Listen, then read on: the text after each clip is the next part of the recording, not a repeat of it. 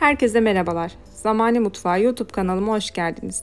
Her sene yaptığım köz biberli ve domatesli kahvaltılık sos tarifimi bütün püf noktalarıyla sizlerle paylaştığım bir video hazırladım. İnanılmaz lezzetli oluyor. Tüm kış kahvaltılarınızda hem köfte ve etlerinizin yanına ayrıca pizza ve makarnalarla da çok iyi gidecek. Hem de ekmeğin üzerine böyle sürüp sürüp yiyebileceğiniz çok lezzetli bir sos tarifi. Mutlaka deneyin derim. Bu arada hala kanalıma abone değilseniz abone olup yeni tariflerden haberdar olmak için bildirim zilini açmayı unutmayın. Hadi hemen tarife başlayalım. Öncelikle malzeme listemi sayarak başlayacağım. Bu tarif için 2 kilogram armut domates kullandım. Birer kilo bostan patlıcan ve kırmızı kapya biber kullandım. Yarım kilo havucumuz var. Bir baş sarımsağımız var. 1 su bardağı sıvı yağ, 1 tatlı kaşığı toz şeker, 2 yemek kaşığı biber salçası ve 1 yemek kaşığı da kaya tuzu kullandık. Son olarak da 7 çeşit kahvaltılık baharat karışımı kullandık. Bu karışımı aktarlardan veya semt pazarlarından da temin edebilirsiniz. Malzemelerimizin ön hazırlıklarını yaparak işe başlayalım. Öncelikle kırmızı kapya biberlerimizi hazırlayacağız. Ben kırmızı kapya biberleri ve bostan patlıcanları közmatikte közleyerek hazırlayacağım. Siz dilerseniz bunun yerine fırında da halledebilirsiniz. Ocakta közlemek daha güzel bir köz lezzeti veriyor. Bu da bir gerçek. Bir yandan da patlıcanları çatal veya bıçakla üzerine delikler açarak hazırlayalım. Bu arada geçenlerde yeni bir bilgi öğrendim. Közmatiği cam ocakta kullanmak biraz tehlikeli olabiliyormuş. Ocağın patlamasına sebep olabiliyormuş. O yüzden kullanmamaya çalışın derim. Ben bu riski göze alamadığım için küçük tüp kullandım. Bir yandan da sarımsaklarımızı hazırlayacağız. Sarımsakların kolay soyulabilmesi için öncelikle dişlerini ayırıp üzerine ılık veya sıcak su ekleyip bir 10 dakika boyunca bekletmemiz gerekiyor. Bu şekilde soyulma aşamasında kolaylık sağlayacak.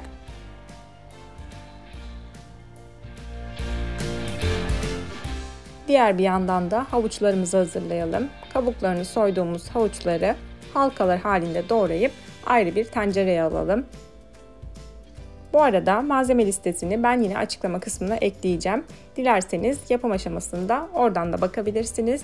Ama püf noktaların hepsini izlemek için ve yapılış aşamalarını görmek için videoyu sonuna kadar izlemeye çalışın lütfen. İzlediğiniz için hepinize şimdiden çok teşekkür ediyorum.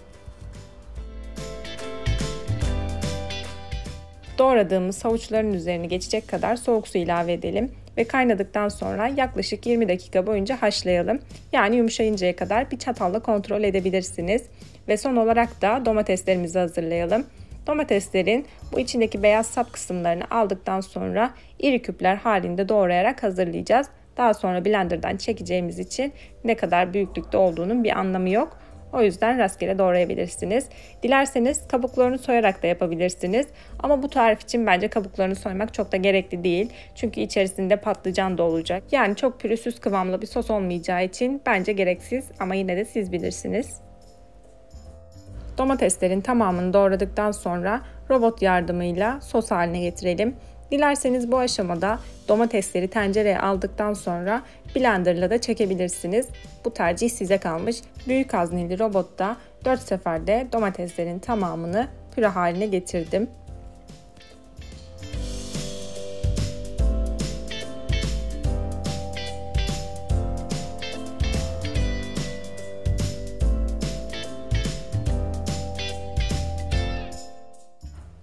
Robotta çektiğimiz domatesleri büyük bir tencerenin içerisine almamız gerekiyor. Çünkü bu sos böyle fokurdayarak pişeceği için etrafa sıçrayabiliyor.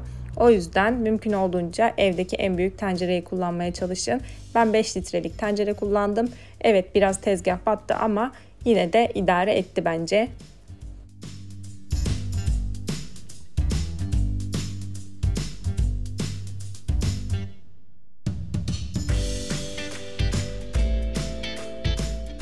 Domateslerin tamamını çektikten sonra ocakta yaklaşık yarım saat boyunca orta ateşte ara ara karıştırmayı ihmal etmeden kaynatalım. Bir yandan da diğer hazırlıklarımıza devam edelim. Patlıcanlarımız közlendi. Közlenen patlıcanları rahatça soyabilmek için bir buzdolabı poşetinin içerisine alalım ve poşetin ağzını bağlayalım. Bu arada ben közmatiği tahtanın üzerine koyduğum için kesme tahtam biraz yandı. Bu hiç hoş olmadı bence. Artık iş işten geçti ama közlenen biberleri bu sefer bir nihalenin üzerine koyarak patlıcanlarda yaptığımız gibi yine buzdolabı poşetinin içerisine alalım. Hem elimizi yakmamaları için soğumaları hem de kolayca soyulabilmeleri için dinlendirelim.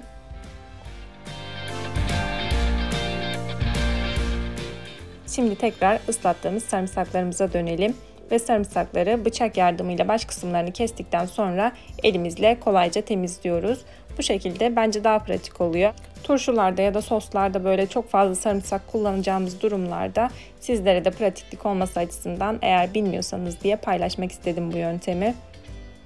Bir de farkındayım, bu tarif biraz aşamalı gibi görünüyor ama tek tek benim gibi planlı bir şekilde giderseniz kesinlikle zor değil. Üstesinden gelebileceğiniz bir durum ve bu lezzete kesinlikle değer. Yarım saat boyunca tek başına kaynamaya bıraktığımız domateslerimizi ara ara karıştırmayı ihmal etmiyoruz. Diğer yandan da yan tencerede havuçlar yumuşayana kadar haşlanmaya devam ediyorlar.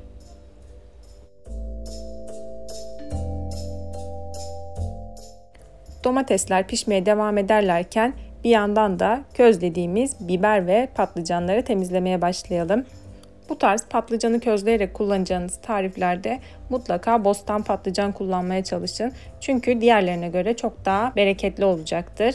Videoda gördüğünüz gibi patlıcanları bir kaşık yardımıyla kabuklarından ayırabilirsiniz. Temizlediğimiz patlıcanları yine robotumuzun haznesine alalım. Çünkü püre haline getireceğiz. Orada biriktirmemiz bence çok daha pratik ve mantıklı. Bu arada patlıcanlarımız hala çok sıcak. Siz biraz daha sabırlı olup beklerseniz temizleme konusunda bu kadar zorluk çekmeyeceksiniz. Daha kolay bir şekilde elleriniz yanmadan temizleyebileceksiniz.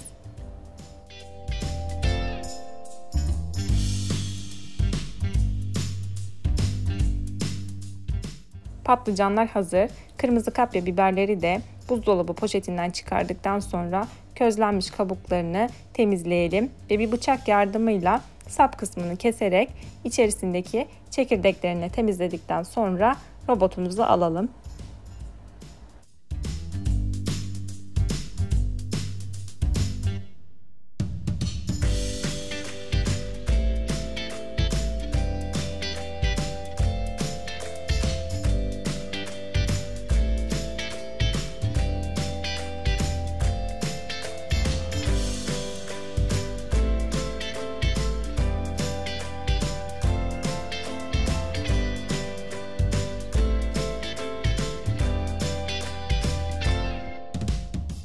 Biberlerimizi de hazırladıktan sonra üzerine sarımsaklarımızı da ekleyelim. Aslında bu aşamada robotun içerisine havuçları da eklemem gerekiyordu. Ama ben onları yanlışlıkla domateslerin içine attım ve sonra blenderla çekmek zorunda kaldım. Bu aşamayı da sizlere videoda çekemedim. Ama siz benim tercihimce robotun içine koyarak çekerseniz hepsini birlikte havuçla daha iyi olur. Ama çekemezseniz de bu malzemelerin hepsini domatesin içerisine ekledikten sonra blender yardımıyla püre haline getirebilirsiniz. Toplamda yarım saat boyunca tek başlarına kaynayan domatesleri ara ara karıştırmayı tabii ki ihmal etmedik. İçerisine yanlışlıkla eklediğim havuçları çektiğim videoyu da sizlere gereksizce gösterdikten sonra bir sonraki aşamaya geçelim. Bu arada havuçları blenderdan geçirdim ve içerisine hazırladığım köz biberli, patlıcanlı, sarımsaklı karışımımı da ilave ettim.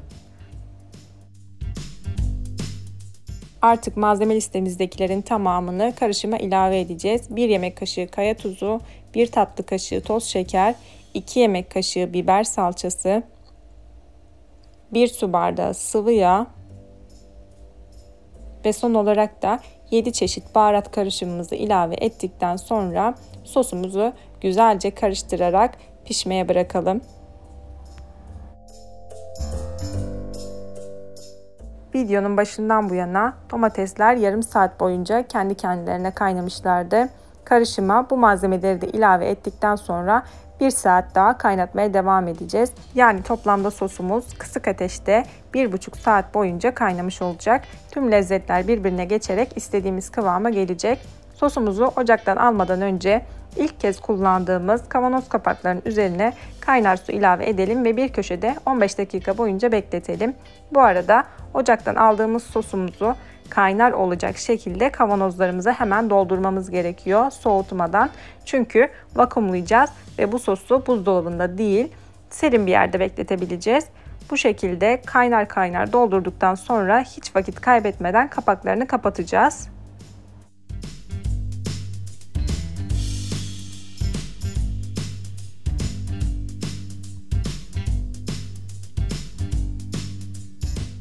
Sıcak bir şekilde kavanozlara doldurduğumuz sosları hiç vakit kaybetmeden kapatalım. Kavanoz kapaklarının sıkıca tutabilmesi için kavanozun çeperlerinde hiçbir kir kalmaması gerekiyor. Bir peçete yardımıyla sildikten sonra kavanoz kapaklarını 3 geri 1 ileri yöntemiyle vakumlanacak şekilde sıkıca kapatalım.